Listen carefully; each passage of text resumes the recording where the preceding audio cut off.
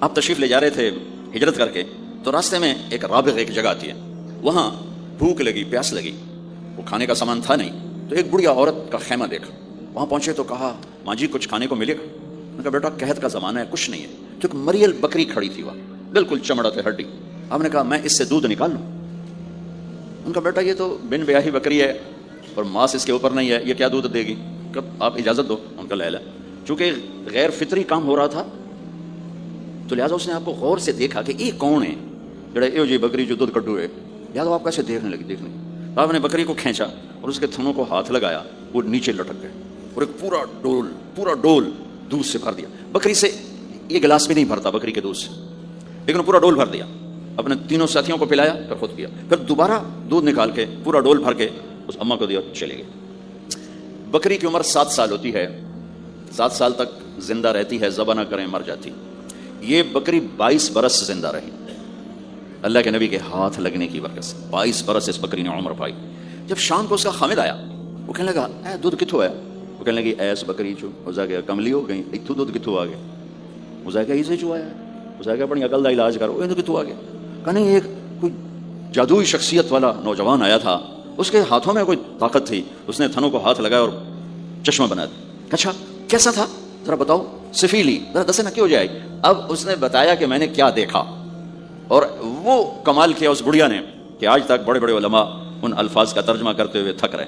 وہ کہنے لگی ابا معبد رأيت رجلا قاهر الوضاء أبلج الوجه حسن الخلق لم تعبه ثجلة لم تزر به سعلة أزج أقرا وسيم قسيم في عينيه تعج في صوته صحل في لحيته كفافة في عنقه سطع إن تكلم علاه البهاء وإن سكت علاه الوقار وهو أندر الثلاثة. مجھے بھی ہمیشہ اس کے ترجمے میں تھکنا ہی پڑتا ہے، لیکن مجھے اس کی بڑی ایک تعبیر اللہ نے سجائی. کہنے لگے میں اس کا ترجمہ یوں کرتا ہوں، کہنے لگے ابو معبد میں تمہیں کیا بتاؤں، میں نے ایسا انسان دیکھا مجھے لگا جیسے 14ویں کا چاندی کپڑے پہن کے زمین پہ آ گیا. تو مجھے یوں لگا جیسے 14ویں کا چاندی زمین پہ کپڑے پہن کے اتر آیا. کیا حسن تھا، کیا جمال تھا، کیا خوبصورت بھویں تھیں، کیسا ماتھا چوڑا تھا، آنکھیں کیسی حسین تھیں. ادعج اشکل احور اہدب اکہل انجل ابرج. میرے نبی کی آنکھوں کے بارے میں 7 الفاظ آتے ہیں، 7 جو میں نے ابھی دہرائے، اور ان 7 کا ایک ترجمہ ہے کہ کائنات میں ایسی آنکھ اللہ نے کسی کو نہیں عطا فرمائی، ایسی خوبصورت آنکھیں اللہ نے عطا فرمائی آپ کو. آواز میں جادو تھا، آواز میں جادو تھا، آواز دل کو پکڑتی تھی. گردن لمبی خوبصورت تھی، چہرہ 14ویں کے چاند کی طرح چمکتا تھا، اور براق الثنایا دانت ایسے خوبصورت تھے، مسکراتے تھے تو دانتوں سے نور نکلتا دکھائی دیتا تھا، جب بولتے تھے تو نور چھا جاتا تھا، چپ ہوتے تھے وقار چھا جاتا تھا. خوبصورت سیاہ کالے بال تھے، نیم گھنگریالے بال تھے، پیٹ نہیں نکلا ہوا تھا، بال نہیں اڑے ہوئے تھے، سیدھا وجود تھا، سیدھا. کتنے ہمارے معاشرے کے لوگ ہیں، آپ سجے پاسے بیٹھے ہوں پیٹ کھبے پاسے گئے ہوں، پیٹ کھبے پاسے ہوں آپ سجے پاسے ہوں. تو اللہ نے کھانا حلال حرام بند کیا ہے، حلال کھاؤ. حلال کا بھی طریقہ سکھایا کہ ماج بنتے نہ کھاؤ، بندہ بنتے کھاؤ. اتنا نہ کھاؤ کہ چربیاں چڑھ جائیں. زیادہ کھانا انسانیت نہیں، کم کھانا انسانیت. بیچ میں بات آگے کہہ رہا ہوں. میرے نبی نے کہا سب سے بدترین برتن جسے انسان بھرتا ہے اس کا پیٹ ہے. سب سے بدترین برتن جسے انسان بھرتا ہے اس کا پیٹ ہے. اور اگر تم نے کھانا ہی ہے اور تم کہتے ہو نہیں میں نے کھانا ہی ہے، تو 3 حصے کرو، ایک غذا کے لیے، ایک پانی کے لیے اور ایک ہوا کے لیے. ایک حصہ چھوڑو، ساری زندگی بیماری نہیں آئے گی. لیکن یہاں تک کھانے کے بعد پھر ڈاکٹروں کی چاندی نہیں ہوگی تو اور کیا ہوگا. جب تک یہ بیکریاں ہیں، یہ کولڈ ڈرنکس ہیں اور یہ فاسٹ فوڈز ہیں، صحت مند کوئی نہیں ہوگا. بھوکے رہنے میں اللہ نے صحت رکھی، کھا کے تباہی پھیر دیتے. میٹھا کھانے سے شوگر نہیں ہو رہی، زیادہ کھانے سے شوگر ہو رہی، دبا کے کھانے سے شوگر ہو رہی. اللہ میرے نبی نے کھانے کا طریقہ بھی بتایا، کھانے کی چیزیں بھی بتائیں، کھانے کا طریقہ بھی بتایا، کھانے کے آداب بھی بتائے. کہنے لگی 2 لفظ جو دنیا میں کسی انسان کے لیے استعمال نہیں، میں نے آخر میں چھوڑ دیا. کہنے لگی ابو معبد میں جب اس کو دیکھتی تھی نا تو میرے دیکھنے کی طلب اور بڑھ جاتی تھی، پھر جب دیکھتی تھی طلب اور بڑھ جاتی تھی. وہ جب تک کھڑے رہے میری آنکھ نہیں بھری. وسیم وسیم وسیم. ابو معبد میں جدھر سے دیکھتی تھی حسن ان کا غلام تھا، ہاتھ جوڑ کے کھڑا تھا. قسیم قسیم. قسیم اسے کہتے ہیں جس کو چاروں طرف سے حسن و جمال نے گھیرا ہوا ہو، اور وسیم اسے کہتے ہیں جس کو دیکھ کے نہ دل بھرے نہ آنکھ بھرے. دنیا کا ہر حسن تھوڑی دیر دیکھنے کے بعد خوبصورتی ختم، کشش ختم. ایک ہستی کائنات میں آئی ہے میرے اور آپ کے نبی، جن کو جتنا دیکھا جاتا تھا دیکھنے کا شوق بڑھتا تھا۔ اب عائشہ بیٹھی کپڑا سی رہی تھی، سوئی گر گئی، تھوڑا سا اندھیرا نظر نہیں آ رہی، ہمارے نبی کمرے میں انٹر ہوئے تو آپ کے چہرے کے نور سے سوئی چمکنے لگی، تو آپ نے سوئی کو اٹھایا ہے۔ یہ میرے نبی کا ظاہر ہے جو اللہ نے اتنا خوبصورت کر کے بنایا۔ پھر یہیں ہمیں زندگی کی خوبصورتی بھی ملی کہ زندگی خوبصورت ہو۔ زندگی خوبصورت ہوتی ہے رویوں کے ساتھ۔ پہلا رشتہ خامد اور بیوی ہے، پھر اولاد ہے، پھر آگے رشتے بنتے ہیں، ماں باپ ہیں، یہ سارے رشتے یہ اس زندگی سے بنتے ہیں جو میرے نبی ہمیں سکھا کر گئے۔ آپ بطور، چونکہ آپ نے باپ تو دیکھا نہیں، ماں کو دیکھا ہے، اور ماں کے ساتھ زیادہ عرصہ نہیں رہے، صرف 6 سال رہے ہیں، تو ماں کے ساتھ کیا ہونا چاہیے؟ ماں کے ساتھ سلوک ہوگا تو ماں دعا دے گی نا، باپ کی خدمت کرو گے تو باپ دعا دے گا نا، آنکھوں میں آنکھیں ڈال کے بات کرو گے تو زندگی باپ کو تو نیند نہیں آئے گی، ماں کو تو نیند نہیں آئے گی۔ ماں باپ میں سلوک ہو، اولاد لڑکے بیٹھی ہو تو ماں باپ کو تو نیند نہیں آئے گی۔ بیوی بدتمیزی سے بات کرے تو خامد کے نیند اڑ جائے گی، خامد بدتمیزی کرے تو بیوی کی نیند اڑ جائے گی، تو یہ کہاں سے زندگی ملے گی؟ میرے نبی کے دروازے پر جاؤ، وہاں پتہ چلے گا کہ زندگی کیسے گزاری ہے۔ تو آپ نے اپنی اس تمنا کا اظہار کیا، کاش میری ماں زندہ ہوتی تو میں اس کی ایسی خدمت کرتا۔ میں عشاء کی نماز کے مصلی پہ کھڑا ہو کر ہاتھ باندھے سورۃ فاتحہ پڑھ رہا ہوتا، الحمدللہ رب العالمین۔ ادھر سے میرے گھر سے آواز آتی، محمد، میری ماں مجھے پکارتی محمد، تو میں نماز توڑ کے کہتا لبیک یا اماں، ماں جی میں حاضر ہوں، ماں جی میں حاضر ہوں۔ زندگی کو خوبصورت بنانے کا ماں باپ کے لیے طریقہ کہ اولاد ماں باپ کی آنکھوں کی ٹھنڈک بنے۔ یہ بچے ہمارا سب سے قیمتی سرمایہ، اور انہی پر سب سے بڑا ظلم ہوتا ہے۔ سب سے بڑا ظلم ہے آج کے ماں باپ کا 3 سال کے بچے کو اسکول ڈالنا، سب سے بڑا ظلم ہے۔ وہ روتا ہوا جاتا ہے، روتا ہوا آتا ہے، اور ماں باپ سے اس کی محبت کی تار کٹتے جاتے ہیں، کٹتے جاتے ہیں، کٹتے جاتے ہیں۔ 7ویں سال میں وہ بدتمیز ہوا پڑا ہوتا ہے۔ اب مائیں پریشان ہیں، بچے بدتمیز ہیں، بچے بدتمیز ہیں، کیونکہ ماں نے گود نہیں دی، جو ٹائم ماں نے دینا تھا وہ دے دیا اسکول کو۔ اور ہمارے اسکول کاروباری ادارے ہیں، علمی ادارے نہیں ہیں، کاروباری ادارے ہیں۔ میرے ملک کا یہ روگ ہے کہ یہاں کا وکیل بھی کاروباری ہے، یہاں کا ڈاکٹر بھی تاجر ہے، یہاں کا وکیل بھی تاجر ہے، یہاں کا جج بھی بک جاتا ہے، اور یہاں کا اسکول اور کالج بھی کاروبار ہے۔ 3 سال کا بچہ جب ماں باپ سے دور ہوتا ہے، روتا ہوا جاتا ہے، روتا ہوا تھا، تو وہ ماں باپ سے دور ہو جاتا ہے، اس کے اندر نفرت پیدا ہونی شروع ہو جاتی ہے۔ سر اٹھا جو ہی وہ سر نکالتا ہے تو وہ ماں باپ کا نافرمان ہو جاتا ہے، بدتمیزی کرتا ہے، لڑتا ہے، جھگڑتا ہے، کیونکہ ماں اور باپ نے ٹائم نہیں دیا۔ اور پھر اس موبائل نے ہماری زندگی، گھر کی زندگی تباہ کر دی ہے کہ بچہ آ کر ماں سے بات کرتا ہے، ماں موبائل کو دیکھ کے بچے سے بات کر رہی ہوتی ہے، وہ باپ سے بات کرتا ہے، وہ اپنے موبائل میں اور بچے سے بات کرتا ہے۔ یہ اس بچے کی عزت کو ذبح کر دینے والی بات۔ آنکھ سے آنکھ ملانا عزت دینا ہے۔ میرے نبی پاک صلی اللہ تعالی علیہ وسلم کی طرف جب کوئی آپ کو بلاتا نا یا رسول اللہ آپ سے، تو مثلا یہ ہماری مجلس ہے، ادھر بھی لوگ ہیں، ادھر بھی لوگ ہیں، اب مجھے کوئی ادھر سے بلائے تو میری تو اتنی گردن مڑے گی، کوئی ادھر سے بلائے میری اتنی گردن مڑے گی، لیکن میرے نبی پاک صلی اللہ علیہ وسلم کو ادھر سے جب کوئی آواز دیتا یا رسول اللہ تو اب یوں نہیں کرتے تھے، ہاں جی دسو کی گل ہے، اب پورا یوں کرتے تھے ایسے۔ بولو میرے بھائی کیا بات ہے، سبحان اللہ۔ آپ کو ادھر سے کوئی بلاتا یا رسول اللہ تب ایسے نہیں کرتے تھے، ہاں جی بولو، اب پورا ایسے مڑ کر پھر فرماتے جی فرمائیے کیا بات ہے۔ اب عام لوگوں کے ساتھ یہ فرماتے تھے، ہم تو اپنی اولاد کے ساتھ ہی نہیں کرتے، بیوی خامد کے ساتھ ہی نہیں کرتے، خامد بیوی کے ساتھ ہی نہیں کرتے، تو وہ ایک گیپ پیدا ہو جاتا ہے، ایک فاصلہ پیدا ہو جاتا ہے۔ تو میرے نبی نے بتایا کہ ماں باپ کے ساتھ کیا کرنا ہے، کہ میری ماں ہوتی تو میں نماز ہی توڑ دیتا اس کے لیے۔ حج کا سفر 70,000 کا مجمع تقریباً جمع ہو چکا ہے ابوا پہنچتے پہنچتے، اور آپ ایک دم اونٹنی کا رخ موڑ پہاڑوں میں چلے گئے۔ میری زندگی سفر میں گزری ہے، ان میں خوبصورت ترین سفر میرا وہ ہے جو میں نے حضرت اماں آمنہ کی قبر پہ حاضری تھی، پہاڑوں کے اندر ہے۔ آپ اندر تشریف لے گئے، مجمع بھی ساتھ ہو گیا، کدھر جا رہے ہیں؟ اونٹنی کو بٹھایا، پہاڑ ہے کچھ 40-50 فٹ اونچا، اس کے اوپر قدرتی ایسے ایک پلین بنا ہوا ہے جیسے اللہ نے پہلے سے سنبھال کے رکھا ہوا تھا، اب تو انہوں نے قبر کا نشان مٹا دیا ہے۔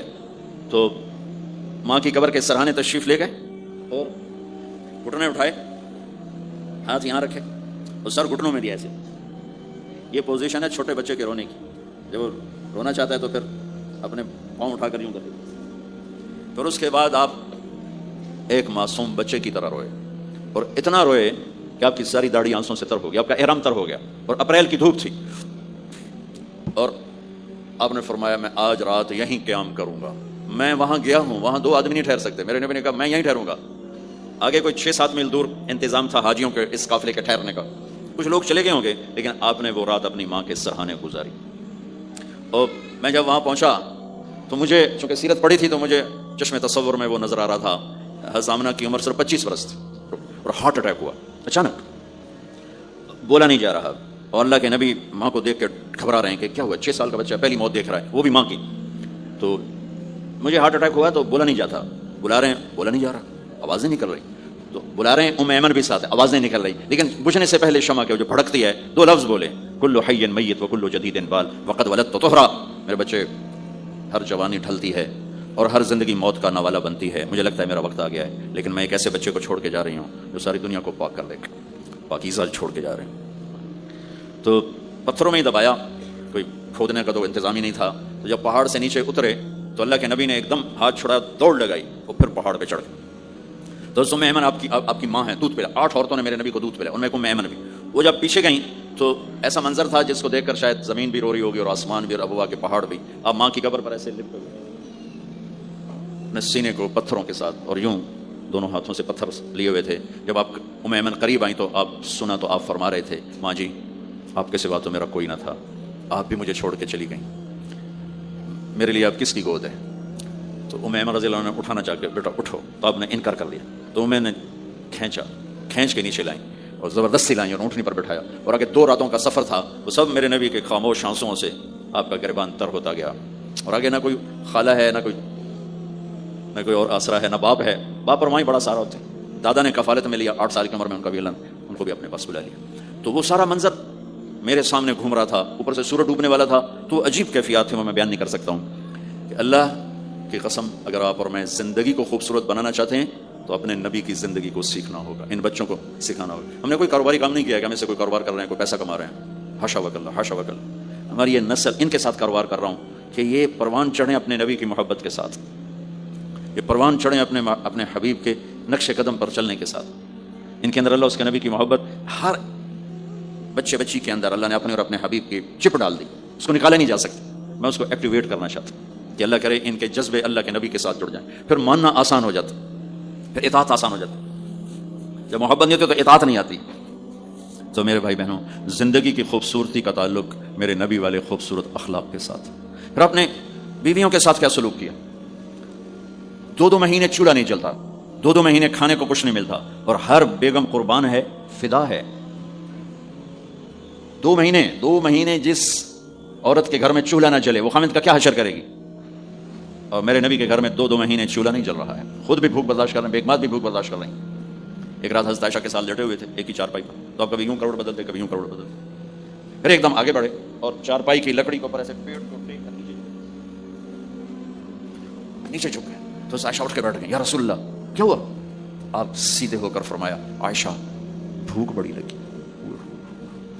جس کے ہاتھ میں جنت کی چابی ہو، جو میرے نبی کا، میرے اللہ کا محبوب اور حبیب ہو، جس سے پردے ہٹا کر میرا رب کلام کر چکا ہو، جس سے قاب قوسین او ادنا کا مقام دے چکا ہو، اور جس سے آگے مقام محمود پر بٹھانے والا ہو، اور جس کی شفاعت سے جنت کا دروازہ کھلنے والا ہو. عائشہ بھوک بڑی لگی. تو عائشہ رونے لگی کہ یا رسول اللہ آپ اللہ سے بات کیوں نہیں کرتے ہیں؟ کہ نہیں عائشہ، اسی بھوک میں اللہ سے ملوں گا. مجھ سے پہلے جو نبی میرے ساتھی تھے وہ بھی اسی طرح چلے گئے، میں بھی ایسے ہی چلا جاؤں گا. اور اس کے باوجود بیویاں قربان ہو رہی ہیں، فدا ہو رہی ہیں. کس چیز نے باندھا ہوا تھا؟ میرے نبی کے سلوک نے، میرے نبی کے اخلاق نے. اللہ کی قسم، میرے نبی کی شادیاں شوق کی شادیاں نہیں تھیں. ایک حدیث سناتا ہوں، ما تزوجت وما زوجت الا بوحی من السماء نزل به جبریل. سن لو لوگو، میں نے جہاں شادی کی، میں نے جہاں بیٹی دی، پہلے آسمان سے وحی آئی، جبریل لے کر آیا، پھر میں نے شادی کی. یہ شوق کی شادیاں نہیں ہیں، زندگی سکھانے کی شادیاں ہیں. کیونکہ سب سے مشکل رشتہ خامد اور بیوی ہے، سب سے مشکل رشتہ خامد اور بیوی ہے. اس وقت طلاقیں کیوں بڑھ رہی ہیں؟ ایک تو یہ ہماری جو فاسٹ فوڈ ہے، اس نے ہمارے اندر جو ایک نیچرل سسٹم تھا اسے ڈسٹرب کر دیا ہے. تو غصہ بڑھ گیا ہے، برداشت گھٹ گئی ہے، چھوٹی چھوٹی باتوں پہ گھر اجڑ رہے ہیں. پہلے یورپ میں سنتے تھے، یہاں پاکستان آج شادی ہوتی 4تھے دن طلاق ہو رہی ہوتی. میں وہاں بیان کے لیے نکل رہا تھا مانچسٹر، تو میرے ساتھ جو گاڑی چلا رہا تھا، میں نے پوچھا آپ کیا کرتے ہو؟ لاہور کا تھا. کہا جی میں وکیل ہوں. میں نے کہا یہاں کوئی جھوٹے کیس ہوتے ہیں جیسے پاکستان میں؟ کہا جی یہاں جھوٹا کیس کوئی نہیں ہوتا، جو بھی ہوتا ہے جنون ہوتا ہے. میں نے کہا یہاں مسلمانوں کے لڑائی جھگڑے آتے ہیں؟ کہا جی ہاں جی آتے ہیں. میں نے کہا سب سے زیادہ کیا جھگڑے آتے ہیں؟ کہا جی سب سے زیادہ طلاق کے آتے ہیں. طلاق طلاق طلاق طلاق. کہ نہیں سیکھا، زندگی برداشت کا نام ہے، برداشت کرنا سیکھا نہیں. میرے نبی نے 11 شادیاں کی، ہر قسم کی عورت کے ساتھ شادی کی. خاندان کے اندر، برادری کے اندر، اور خاندان برادری سے باہر. یہی 3 نسبتیں ہیں. اپنے خاندان میں قریش، تو آپ کی کئی بیگمات قریش ہیں، حضرت عائشہ، حضرت حفصہ، حضرت زینب، حضرت ام حبیبہ، یہ سب قریش ہیں. قریش سے باہر حضرت میمونہ، حضرت جویریہ، یہ قریش سے باہر ہے برادری. پھر برادری سے بھی باہر شادی کی, یہود, حضرت صفیہ یہودی کی بیٹی ہیں, ان کے ساتھ شادی کی. ہر نسل سے شادی کی, اوپر والے کا نظام ہے. اپنے سے مالدار حضرت خدیجہ, اپنے برابر ام سلمہ, ام حبیبہ, اپنے سے کم فخر جویریہ صفیہ, اپنے سے غربت کے ساتھ نہیں. عمر سے بڑی کے ساتھ شادی کی حضرت خدیجہ, ہم عمر کے ساتھ شادی کی حضرت سودا, عمر سے کم سے شادی کی حضرت عائشہ, بیوہ سے شادی کی حضرت خدیجہ, مطلقہ سے شادی کی حضرت زینب, کماری سے شادی کی حضرت عائشہ. جتنی بھی نسبتیں کسی عورت کی بن سکتی ہیں ان سب میں اللہ نے آپ کو استعمال کر کے زندگی گزارنے کا طریقہ سکھایا. تیز مزاج کے ساتھ شادی کی حضرت حفصہ رضی اللہ عنہ, مزاج میں تیزی تھی. حضرت عمر رضی اللہ عنہ کی بیٹی, مزاج میں شدت تھی, زندگی گزار کے دکھایا. ایک آپ کو حدیث سناتا ہوں, اللہ کی قسم صرف ہمیں سکھانے کے لیے. جس ہستی نے اللہ کو آنکھوں سے دیکھ لیا ہو اس کے لیے عورت کیا چیز ہے, دنیا کیا چیز. میرے نبی کا معراج کے بعد دنیا میں واپس آنا سب سے بڑا مجاہدہ اور قربانی ہے. جنت میں اللہ ہمیں نصیب کر, جب اللہ کا دیدار ہوگا تو اس کے بعد اللہ کی قسم جنت والوں کو جنت بھول جائے, عورتوں کو خامد بھول جائیں گے, خامدوں کو بیویاں بھول جائیں گی, اور جنت کی ہر نعمت بھول جائے گی, صرف اللہ کو دیکھنے میں گم ہو جائیں گے. اور میرے نبی اپنی آنکھوں سے اللہ کو دیکھ کر آئے ہیں. ٹھیک ہو. اب ایک حدیث سنو. عائشہ مجھے جب سے پتہ چلا ہے نا کہ تو جنت میں میری بیوی ہے تو میرے لیے تو مرنا ہی آسان ہو گیا ہے. اللہ اکبر. یا عائش انہ لیہون علی ان اریتک زوجتی فی الجنہ. میرے رب کی قسم ہمیں آپ کو سمجھانے کے لیے, ہمیں آپ کو بتانے. عائشہ مجھے جب سے پتہ چلا ہے نا کہ تو جنت میں میری بیوی ہے, مجھے تو مرنا اچھا لگنے لگا ہے.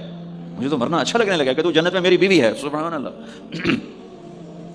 ادھر اچھا جی جنت چ یہی لبنی ہیں جی, یہ جنت جا کے بھی یہ نالی رانا ہے, یہاں یہ باتیں سننے کو ملتی. اور میرا نبی کہہ رہا ہے عائشہ مجھے پتہ چلا ہے کہ تو جنت میں میری بیوی ہے تو میرے لیے تو مرنا ہی آسان ہو گیا. سبحان اللہ, کیا خوبصورت. اللہ کی قسم یہ دلداری تھی.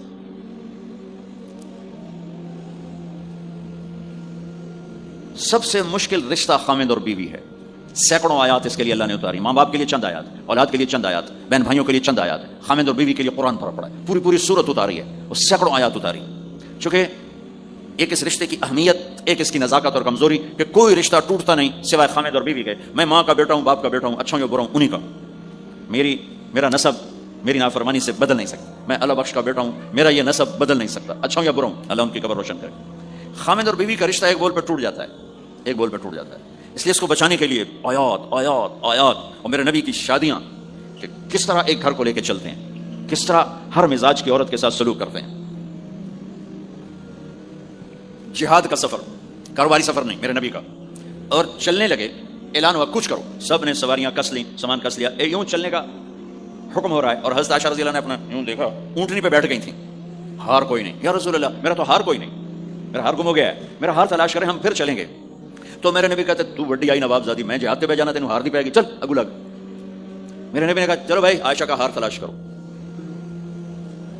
اللہ کی قسم میں جب یہ واقعات پڑھتا ہوں یا سناتا ہوں میں خود حیرت میں ڈوبا ہوتا ہوں کہ کیا کر دیا میرے نبی نے. جہاد کا سفر, اور میرے نبی کا ہار تلاش کرو بھائی. اب سارے ہار تلاش کر رہے ہیں. کچھ دن چھپ گیا, ہار کی تلاش تو بند ہو گئی اور سفر بھی بند, کیونکہ اندھیرے میں کہاں جائیں گے. اور آپ کے ماتھے پہ شکن, عائشہ تیری وجہ سے ساری مصیبت ہے, اللہ دے بندی تو ہار دے مگر پہ گئی, کیڑی گل ہے ہار دی. ایک لفظ نہیں فرمایا. سارے قافلے نے قیام کیا. عشاء تک تو پانی تھا, وضو کا پانی ختم ہو گیا. عشاء مغرب عشاء پڑی کٹھی تو پانی ختم ہو گیا. اب پانی ختم ہو گیا تو فجر کی نماز آ رہی ہے, پانی کوئی نہیں ہے. تو سارے صحابہ نے ابو بکر پہ چڑھائی کی. اب ہے تیری دید مگر ساڑھے نال کی بنی, ہوں اسی نماز کی میں پڑھنی ہے, پانی تو ہے نہیں, تو وضو کی میں کرنا ہے. اب ابو بکر کو غصہ چڑھا, ایک دم, وہ تو باپ تھے, وہ گھس گئے خیمے میں. آگے دیکھا تو اللہ کے نبی اما عائشہ کی گود میں سر رکھ کے سوئے ہوئے تھے, اور اما جی ایسے بیٹھی تھی, آپ کو سارا دیکھ رہی ہوں.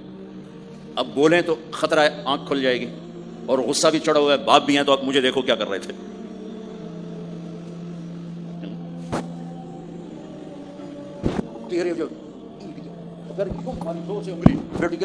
پہلے یوں کرتے پھر ایسے ماری زور سے, وہ کہنے کہ میں ایسے سخت ہو گئی تاکہ میں ایسے نہ ہوں کہ اگر میں تھوڑا حرکت کی تو اللہ کے نبی کی آنکھ کھل جائے گی, تو ماری گا ٹھا ٹھا ٹھا, وہ منہ سے کہہ رہا, اور وہ ایسا کر کے بیٹھی چمک, غصے میں باہر چلے. اب آپ کی آنکھ کھلی فجر پر, تو عائشہ نے کہا یا رسول اللہ وہ تو باہر تو بڑا مسئلہ ہو گیا ہے, پانی کوئی نہیں ہے اور نماز کا وقت ہو گیا ہے, وضو کیسے کریں. سبحان اللہ. اللہ نے قانون بدل دیا, دنیا میں پہلی دفعہ ہونے لگا ہے. 1,24,000 نبی آئے, پانی نہ علی وضو ہو سکتا ہے, اس کے علاوہ نہیں ہو سکتا. میرے اللہ نے قرآن اتارا فَإِن لَّمْ تَجِدُوا مَاءً فَتَيَمَّمُوا صَعِيدًا طَيِّبًا فَامْسَحُوا بِوُجُوهِكُمْ وَأَيْدِيكُمْ مِنْهُ. اچھا میرے بندو پانی ہو گیا ہے، چلو مٹی چاہتے منہ تے مارو تے دوئی چاہتے ہاتھاں تے مارو تے تمہارا وضو ہو گیا، چلو تیمم کرو اور نماز پڑھو. اب وہ جو سارے ابو بکر پہ غصے ہو رہے تھے عائشہ کہنے لگے واہ ابو بکر بھائی تیرے تو فعل کی کم بن گیا، تیری دھی دے تو فعل کی کم بن گیا. تو اسید بن حذیر پہلے ذرا زیادہ گرم ہوئے تھے، تو وہی ابو بکر تیرے گھر کی یہ پہلی برکت نہیں ہے، پہلے بھی بہت شمار برکتیں تیرے گھر کی تو فعل امت کو ملی ہیں. تو اللہ نے تیمم کی آیت اتار دی. حضرت عائشہ کو ڈانٹ پلانے کی آیت نہیں آئی کہ میرے نبی تیری بیگم کے ہار کی وجہ سے میرے دین کا کام رک گیا اور میرے بندوں کی نماز خراب ہو گئی اور ان کو پانی سے محروم ہونا پڑا. میں قربان جاؤں اپنے رب پر، اپنے حبیب پر، اس ماں عائشہ پر. دنیا کی واحد عورت ہے جس کے سینے پر سر رکھ کر کسی نبی نے جان دی ہو. 1,24,000 نبیوں میں سے کوئی نہیں ہے جس کا سر بیگم کے سینے اور ٹھوڑی کے درمیان ہو اور اس کی جان اللہ نے نکالی ہو. واحد میرے آپ کے مات فی سحری و نحری، سحری و نحری، سحری و کہ میرے چونکہ آپ ایسے بیٹھے تھے اور حبیب پاک آپ کے سینے پر یوں دراز سے نہیں دراز سے اور آپ کا سر مبارک ٹھوڑی کے ساتھ لگ رہا تھا، ٹھوڑی کے ساتھ یہ جگہ یہاں لگ رہی تھی اور باقی یہاں تھی. اور واحد خاتون ہے جن کا حجرہ کسی نبی کی آرام گاہ بنا، ابدی آرام گاہ بنا. واحد اما عائشہ ہیں جن کے حجرے کو اللہ نے کسی نبی کے آرام گاہ بنایا. اور یہ واحد حجرہ ہے جہاں 70,000 فرشتہ صبح آ کے درود و سلام پڑھتا ہے اور شام تک پڑھتا ہے اور شام کو 70,000 نیا آتا ہے اور صبح تک درود و سلام پڑھتا ہے اور واپس چلا جاتا ہے. کائنات اللہ جب مسلمان دنیا سے مٹ جائیں گے، مسجد نبوی مٹ جائے گی، بیت اللہ مٹ جائے گا، مدینے کی ایک اینٹ باقی نہیں بچے گی. مکہ کتنے بڑی بڑی بلڈنگ ہیں، ایک اینٹ باقی نہیں بچے گی. اور وہاں سے گزرتے ہوئے لوگ کہیں گے لگتا ہے اتنے کدی آبادی ہوئے گی، ایتھے لگتا ہے کدی آبادی ہوئے گی. یہ زبانوں پہ ہوگا. جب سارے نشان مٹ جائیں گے اس وقت بھی 70,000 فرشتہ آ کے درود و سلام صبح سے شام تک پڑھے گا اور شام سے صبح تک پڑھے گا. یہ واحد میں خاتون ہیں عائشہ بنت ابی بکر جن کو اللہ نے یہ عزت بخشی. اور یہ واحد خاتون ہیں جب ان کے اوپر تہمت لگی، حضرت یوسف علیہ السلام پہ تہمت لگی تو بچے نے گواہی دی، حضرت مریم پہ تہمت لگی بیٹے نے گواہی دی، اور اما عائشہ پہ تہمت لگی تو اللہ نے گواہی دی. میں گواہ ہوں، اللہ گواہ بن کے آئے. تو اللہ نے کہا تیمم کرو بھائی. سارے خوش ہو، سارے خوش ہو. تو حضرت عائشہ نے کہا یا رسول اللہ اب میرا ہار چھوڑ دیں، اب چلیں. تب آپ نے کہا چلو بھائی کوچ کرو. اس سے زیادہ کوئی دلداری کا واقعہ پیش کر سکتا ہے؟ سبحان. اور جب اونٹنی کو اٹھایا گیا وہ ہار کا دھاگا ٹوٹا اور پھسل کے اونٹنی کے نیچے چلا گیا. وہ سارے کھبے سجے ویندے رہ گئے، ہار نیچے پڑا تھا. جب اونٹنی کو اٹھایا تو ہار نیچے سے نکلا تو صاحب نے کہا لے بھی آج تیرا ہار بھی لگ گیا. یہ دلداری ہے میرے نبی کی، یہ ہمیں سکھایا. کہیں عورتوں کی بدتمیزی بھی انتہا کو پہنچی ہوتی ہے اور اپنے گھر اجاڑ دیتی ہیں اپنی زبان کی شدت کی وجہ سے، اپنی بد اخلاقی کی وجہ سے. لیکن کوئی زیادہ معاملہ مردوں کی طرف سے خراب ہوتا ہے تو شریعت نے بھی اس کو زیادہ بیان کیا اور میرے نبی نے بھی اس کو اجاگر کیا. اور میرے نبی کی آخری تقریر، آخری خطبہ حجۃ الوداع کا صرف ایک رشتے کو بیان کیا، صرف ایک رشتے کو بیان. ہم کتنے رشتوں میں جکڑے ہوئے ہیں، ماں باپ بہن بھائی چاچا تایا خالہ خالو دادا دادی نانا نانی ساس بہو، کتنے ہم رشتوں میں جکڑے ہوئے ہیں. میرے نبی نے صرف ایک رشتے کا حق بیان کیا، استوصوا بالنساء خیرا. میں تمہیں تمہاری بیویوں کے بارے میں وصیت کر رہا ہوں ان کے ساتھ اچھا سلوک کرنا. صرف ایک رشتے کو بیان فرمایا چونکہ یہ بنیادی رشتہ ہے، یہاں سے خاندان بنتا ہے. جب یہ ٹوٹ جاتا ہے اور ہمارا جوائنٹ فیملی سسٹم ہے تو کہیں ساس توڑ رہی ہے، کہیں سسر توڑ رہا ہے، کہیں نندیں توڑ رہی ہیں، کہیں خود خامد اپنی بے وقوفی کی وجہ سے توڑ رہا ہے، کہیں بیوی اپنی حماقت کی وجہ سے اس رشتے کو توڑ رہی ہے. ایک عورت آئی، ایک لڑکی آئی، یا رسول اللہ میری شادی ہونے لگی، میرے خامد کا کیا حق ہے میرے اوپر؟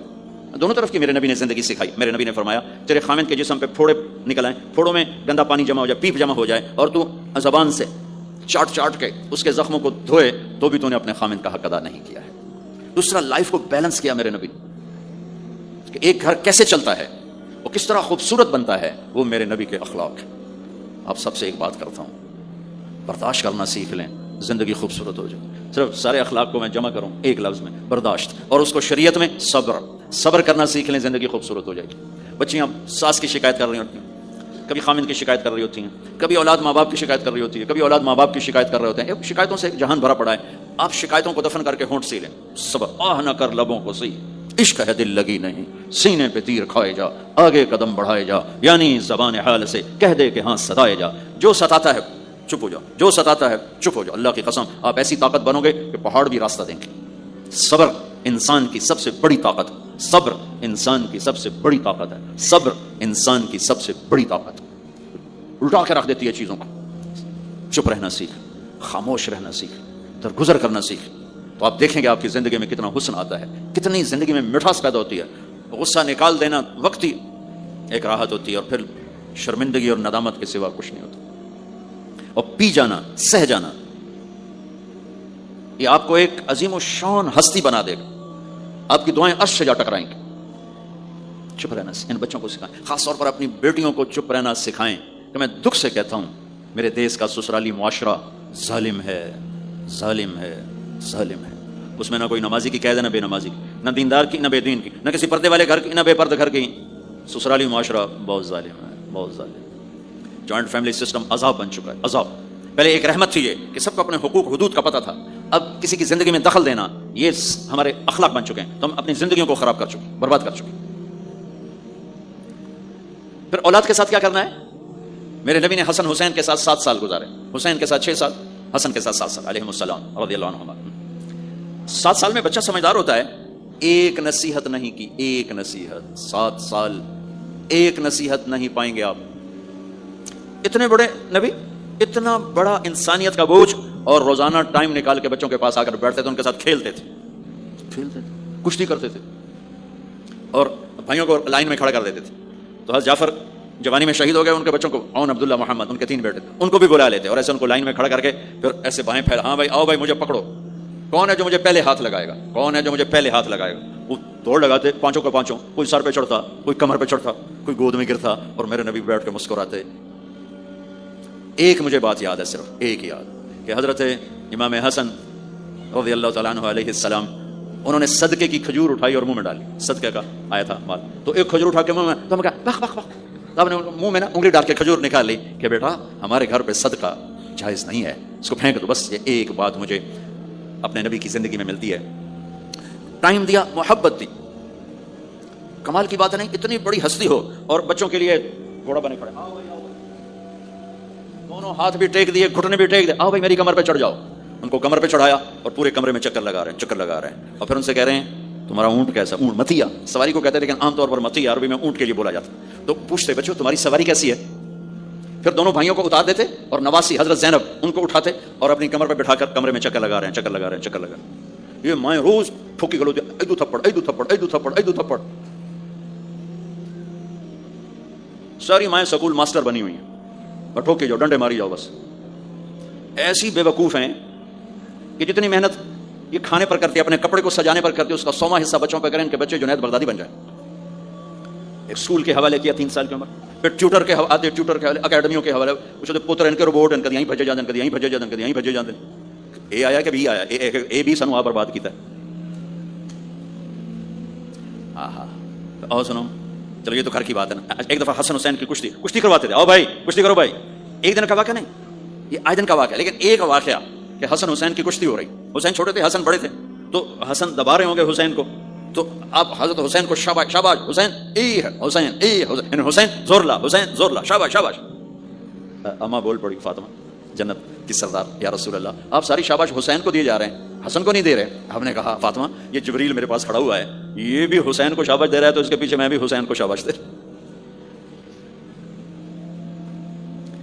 اس سے اور عجیب سنو، آپ فرض نماز پڑھا رہے ہیں، فرض نماز نفل نہیں، گھر میں نہیں، مسجد میں، اور آپ سجدے میں گئے اور حسن نے چھلانگ لگائی اور کمر پہ جا کے بیٹھ گئے اور اینجے مندہ کرسی تو ٹھوک کے بیٹھ جاتے. میرے نبی نے سجدہ لمبا کر دیا، اتنا لمبا کیا کہ وہ سجدے میں پڑے لوگ سوچنے لگے کہ کہیں اللہ کے نبی فوت تو نہیں ہو گئے. تو جو سامنے والی صف تھی انہوں نے یوں کر کے دیکھا، پچھڑوں کو تو نظر نہیں آنا، انہوں نے اینج کر کے دیکھا تو دیکھا تو حسن سجدے اوپر چڑھے ہوئے. تو ایک صحابی جو قریب تھے انہوں نے ایسے ہاتھ آگے بڑھایا اتارنے کے لیے. تو میرے نبی نے بغلوں سے دیکھا کہ ایک ہاتھ آگے آ رہا ہے، تو آپ نے سجدے میں یوں کیا. میرے بچوں کو کچھ نہ کہو، جب تک حسن نہیں اترے آپ سجدے میں پڑے رہے. اور ایک اور تماشا ہوتا تھا، چونکہ اب نماز لمبی پڑھاتے تھے، لمبی ہوتی تھی نماز، تو آپ ذرا پاؤں کا فاصلہ ہے تو حسن ادھر بیٹھتے، حسین ادھر بیٹھتے. نماز میں میرے رب کی قسم سنا رہا ہوں، اب یہ دونوں کی آپس میں نا وہ شروع ہو جاتی، وہ ادھر وہ ادھر. پہلے حسن پار کرتے تو حسین ادھر آ جاتے، پھر حسین ادھر جاتے تو حسن یوں آ جاتے. پورے قیام میں یہ دونوں بھائی یوں کرتے رہتے تھے، وہ ادھر وہ ادھر وہ ادھر وہ ادھر. سبحان اللہ، نماز ہو رہی.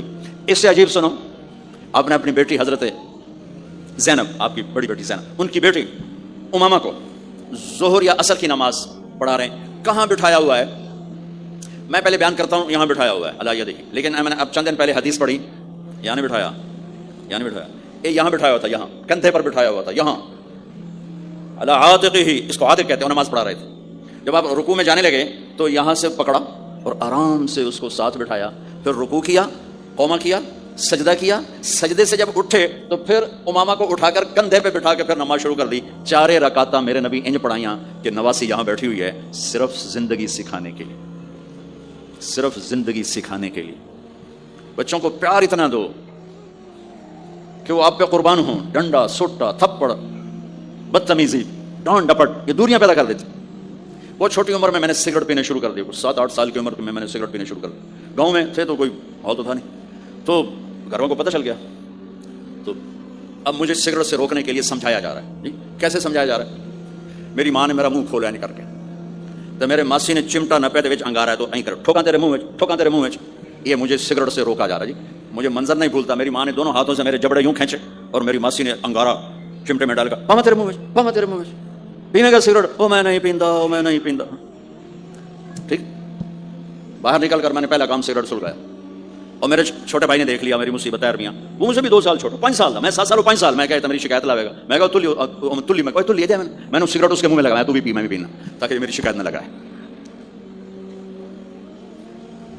تو آج کے ماں باپ بڑے جاہل ہیں، ہم بڑے ایجوکیٹڈ ہیں، میں کہتا ہوں انتہائی جاہل ہیں، جنہیں بچے کو لے کے چلنا نہیں آتا، جنہیں رشتوں کی قدر نہیں، انہوں نے خاک پڑا ہے، کاغذ کی ڈگریوں کو علم بنا کے پھرتے ہیں، جسے میرے نبی کی زندگی کا پتہ نہیں، اللہ کی قسم جانور سے بدتر ہے، جاہل ترین ہے جسے اپنے آقا کی زندگی کی خبر نہیں۔ حضرت حسن آپ کے پیٹ پر بیٹھے ہوئے، آپ ان کے ساتھ کھیل رہے ہیں، اچانک حسن نے پیشاب شروع کر دیا، مجھے یاد نہیں، میرے بچے بچیاں ماشاءاللہ، میں نے ان کو اٹھایا ہوا تھا اور مجھے پیشاب محسوس ہوا تو میں نے اسے بیٹھے رہنے دیا ہو، مجھے یاد، میں اسی وقت پیچھے یا منجی سٹیا یا ہیٹھاں سٹیا پیشاب اتنے کرتا کلو جائے۔ ٹھیک، میرے نبی پاک صلی اللہ علیہ وسلم کے نواسے حسن آپ کے پیٹ پر بیٹھے تھے، پیٹ ننگا تھا، تو آپ ان کے ساتھ کھیل رہے تھے تو انہوں نے پیشاب شروع کر دیا۔ میرے نبی ایسے بے حس و حرکت ہو کہ کہیں بچے میری حرکت سے بچے کا پیشاب نہ رک جائے، تو آپ ایسے ہو تو پورا پیشاب کیا اور آپ ہلے نہیں۔ جب وہ پیشاب سے فارغ ہوئے پھر آپ اٹھے اور بچے کو الگ بٹھا کر اپنے جسم پہ پانی ڈال کے اپنے آپ کو صاف کر کے تو آگے دوبارہ ان کے ساتھ کھیلنا شروع کر دیا۔ میں آپ کو اپنی نبی کی وہ زندگی بتا رہا ہوں جس کو اپنانے سے میری زندگی بھی خوبصورت ہو جائے گی، آپ کی بھی۔ ہم فخر سے کہتے ہیں ہمارے نبی نے چاند کے 2 ٹکڑے کر دیے، معراج پہ آسمان چیر کے چلے گئے، یہ بہت بڑے معجزات ہیں، لیکن میرے نبی کا سب سے بڑا معجزہ ہے کہ ہمیں ایک خوبصورت زندگی سکھا کر کے، آپ کے اخلاق، میرے نبی کے اخلاق میرے نبی کا سب سے بڑا معجزہ ہے۔ حسن کو آگے بٹھایا ہوا تھا رضی اللہ عنہ علیہ السلام، تو ان کو ایسے زبان دکھاتے حسن کو، تو حسن اس کو پکڑنے کی کوشش کرتے، جب ایسے ہاتھ مارتے تو آپ زبان منہ میں کرتے، اچھا وہ ہنس پڑتے، بچے ہنس پڑتے، تو پھر اس کے بعد آپ یوں کرتے، تو پھر حسن آگے ہاتھ مارتے، پھر آپ زبان منہ میں کر لیتے، پھر وہ یہ کرتے ہنستے، پھر آپ چپ ہو جاتے۔ کتنی دیر آپ حسن کے ساتھ یہ کھیل کھیلتے رہے۔ آپ گلی میں گزر رہے ہیں، بچے کھیل رہے تھے، بچوں میں حسین کھیل رہے تھے، تو آپ نے کہا پکڑو بھائی حسین کو، پکڑو بھائی، تو وہ آگے بھاگے، تو آپ پیچھے جان بوجھ کے جیسے ہم کرتے ہیں وجعل السبی یلعب ہا ہونا وہا ہونا، جب وہ ادھر جاتے تو آپ آگے ہو جاتے، وہ ادھر آتے آپ ادھر ہو جاتے، پوری گلی یہ تماشا دیکھ رہی ہے، اور حسن حسین کبھی آگے بھاگ رہے کبھی پیچھے بھاگ رہے، اور آپ جان بوجھ کے اس کو پکڑ نہیں رہے، ہاں پکڑو بھائی پکڑو بھائی پکڑو بھائی، اور وہ بڑے ہنس رہے ہیں کہ آج میرا نانا تو میں نے ناپ ہی نہیں سکتا۔ تو یہ تھوڑی دیر جب یہ کھیل چلتا رہا پھر آپ نے ان کو کہا یہ پکڑ لیا اور اٹھایا اور ہونٹ چومے اور ماتھا چوما، کہا حسین مجھ سے ہے، میں حسین سے۔